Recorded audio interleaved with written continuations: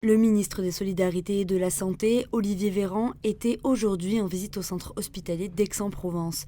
Il a échangé avec les équipes soignantes qui sont, face au rebond épidémique, toujours aussi mobilisées.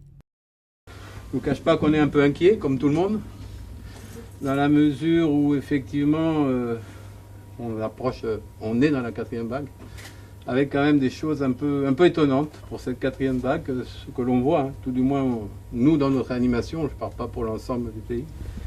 Mais on voit quand même une vague, certes avec une augmentation du nombre de patients, mais avec, dans cette augmentation, contrairement aux autres vagues, des espèces de moments où on a des paliers, des moments où l'afflux, entre guillemets, où les demandes s'arrêtent pendant 2, 3 jours, 4 jours, puis les choses reprennent, puis après ça s'arrête.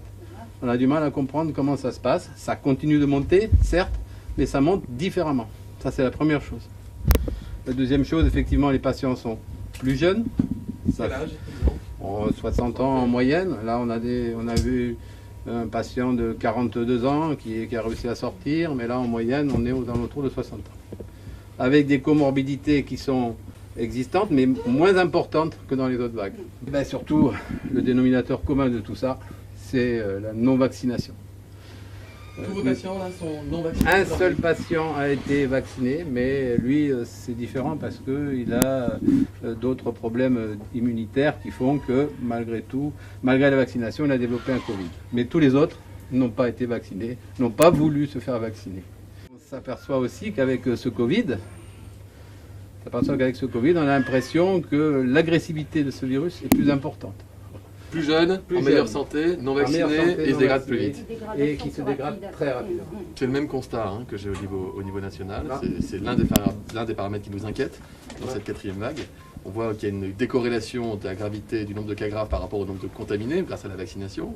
Par contre, on voit que quand ça commence à taper, ça tape très dur. Vous me disiez, madame, que vous étiez à x4 du nombre x4 de malades hospitalisés en une semaine, 8-10 jours ici. En pédagogique, c'est pas si simple de leur faire comprendre que le vaccin protège à 90% des formes graves, qui ne sont pas forcément leur préoccupation principale, mais qui protègent qu'à 50% du risque du portage et de transmission.